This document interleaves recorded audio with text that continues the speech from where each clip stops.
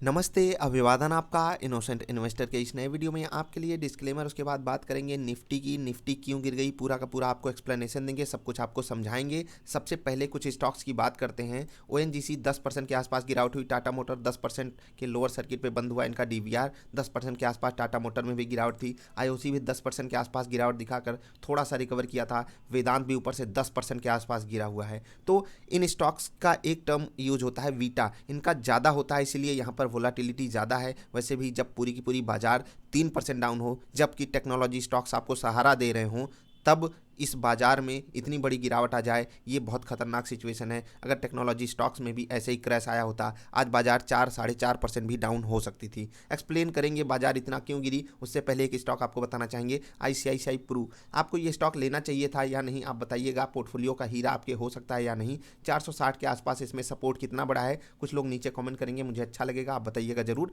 अब चलते हैं डिस्कशन पे कि बाजार क्यों गिरी। ठीक, कुछ कारण आपको समझने होंगे, बहुत ज़रूरी हैं। पहली चीज़, अगर आपको याद हो तो मैंने कोरोना पे एक वीडियो बनाई थी, और कोरोना एक कारण हो सकता है। अमेरिका में जो स्टिमुलस पैकेज घोषित किया गया है, उससे अमेरिकी बाजार एक समय के लिए खुश हो सकती है, लेकिन एशियाई बाजारों में वहाँ से गिरावट इसलिए आई क्योंकि यहाँ की एक्सपेक्टेशन बढ़ जाएंगी।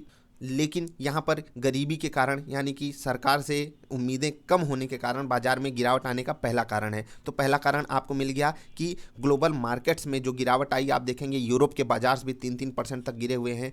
एशिया में भी जितने भी बाजार हैं वो भी गिरावट का ही सामना कर रहे हैं। अब देखते हैं अमेरिका रात में कैसे ट्रेड करता है। बाकी पहला कारण आपको ये मिल गया कि जो वहाँ पर स्टिमुलस दिया गया है, उसी की तरह एक्सपेक्टेशन एशियाई बाजारों में भी है, इसीलिए ये गिरावट आई, पहली चीज़। और लोगों को ये लगता है ये एक्सपेक्टेशन नहीं पूरी हो पाएगी। दूसरी चीज़ जो सबसे बड़ा कारण है, निफ्टी की पी 38 के पार चली जा चुकी है, मतलब 38 के आसपास पहुंच चुकी है। आप देख सकते हैं 37 रुपये 84 पैसे, इतनी भयंकर पी। ये बहुत खतरनाक सिचुएशन थी निफ्टी के लिए, और इसीलिए मैंने आई बटन पर आपको वीडियो दूंगा। आपको शुक्रवार को ही आपको मैंने आगाह कर दिया था कितनी खतरनाक पी पे आपको बाजार में नहीं रहना है, और मैंने एक वीडियो स्पेशली बनाकर डाला था कि आपके पास जो स्टॉक्स हो 90% प्रॉफिट बुक कर लीजिए।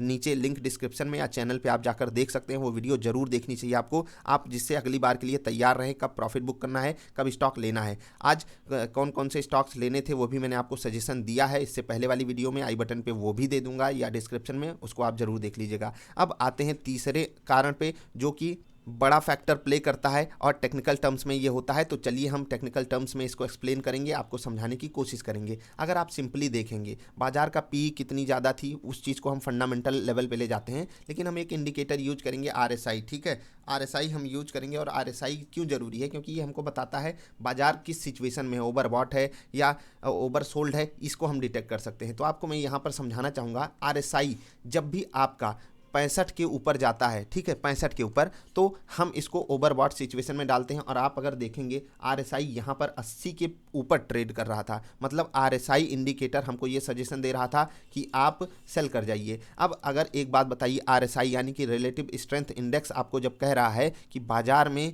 ओवरबॉट सिचुएशन है, आप बेच कर निकलिए, तो कौन सा ऐसा टेक्निकल इंडिकेटर है जो आपको बाई करने को बोलेगा? आपके पास बहुत कम अपॉर्चुनिटी थी बाई करने की, बहुत ही रेयर स्टॉक्स में, इसीलिए आपको वहाँ पर बाइंग के साइड रहना चाहिए था। ठीक, अब 3 कारण मैंने आपको बता दिए। अब चौथा कारण है एफआईआईज। आज एफआईआईज का आंकड़ा जब आएगा हम उसको देखकर काफ़ी चीज़ें कंक्लूड करेंगे, लेकिन अभी के हिसाब से समझ लीजिए बाजार पूरी की पूरी एफआईआईज के गिरफ्त में है। कैसे, वो आपको समझा देते हैं। अगर आप देखेंगे, आप नवंबर में जाकर देखिए, आप अक्टूबर में जाकर देखिए, एफआईआईज मतलब विदेशी प्लेयर्स, यानी कि विदेशी निवेशक जो हैं वो भारतीय बाजार में दबा कर माल खरीदे हुए हैं। अब मैं आपको सिंपली आरएसआई डिलीट कर देता हूँ, फिर आपको कुछ बातें समझाना चाहता हूँ। अगर आप देखेंगे निफ्टी पिछले 2 हफ्तों के गेंस को एक ही दिन में पचा गई, और ये बाजार में हमेशा होता है। हम 50 दिन 100 दिन कुछ फंड कमाते हैं इस बाजार से, और बाजार हमसे एक दिन में 2 दिन में छीन लेती है। ये क्यों होता है? ये होता है कि हम स्टॉप लॉस नहीं लेते हैं या बाजार से हम लड़ने लगते हैं। आज बहुत सारे लोगों के साथ ऐसा हुआ होगा कि आपने 100 पे कोई स्टॉक खरीदा, वो 99 आया,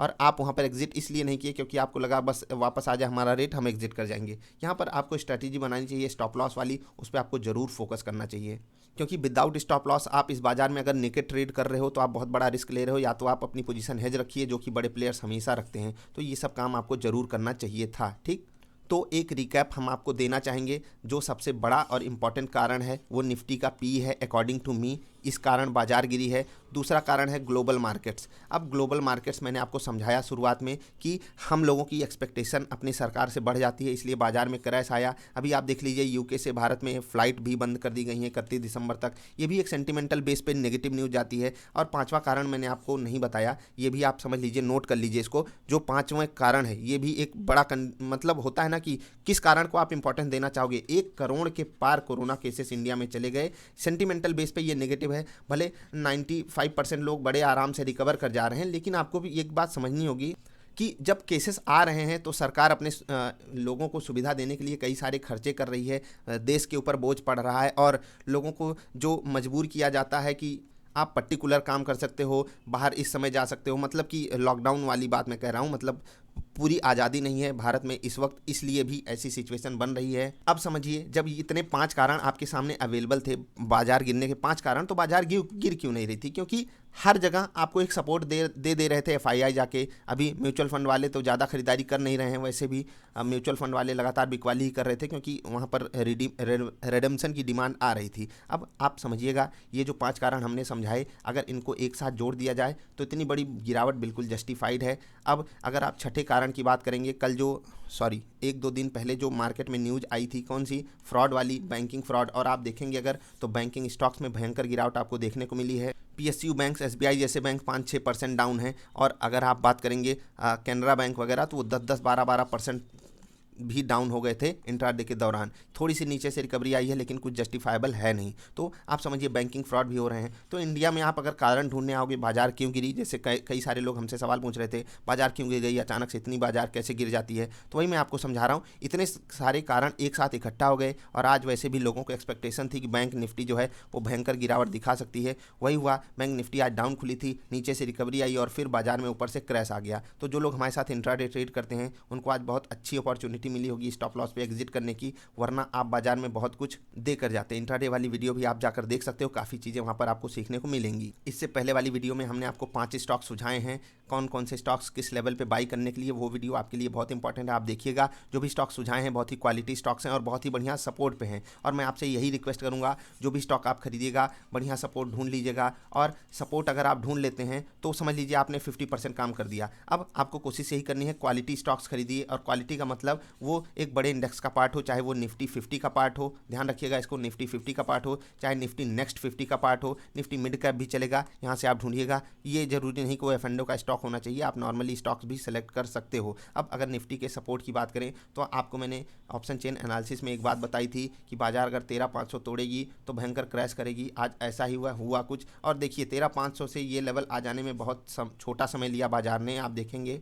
आप यहाँ पर आकर देख लीजिए और मैं 13,500 का लेवल ही आपको दिखाना चाहूँगा। वैसे क्रैश तो यहीं से चालू हो गया, बाजार ने जैसे 13,600 तोड़ा था, छोटा सा रिट्रेसमेंट आया और भयंकर गिरावट आई। आपको मैं सिंपली दिखाना चाहूँगा, 13,500 का लेवल यहाँ था, एक बार बाजार ने उसको तोड़ा और फिर जाकर 13,135 मतलब 13,135 का लो बना दिया। भयंकर गिरावट हुई, वहाँ से लगभग 400 पॉइंट की गिरावट हो गई। रिकवरी भी आई लेकिन उतनी बड़ी रिकवरी नहीं आ पाई। तो आपको मैंने सारे कारण बता दिए बाजार क्यों गिरी। आपके लिए बहुत ज़रूरी है कि बाजार गिरने से पहले हमने आपको जो वार्निंग दी हुई थी उसका उपयोग आप कर लेते। आई होप आप में से बहुत सारे लोगों ने किया होगा।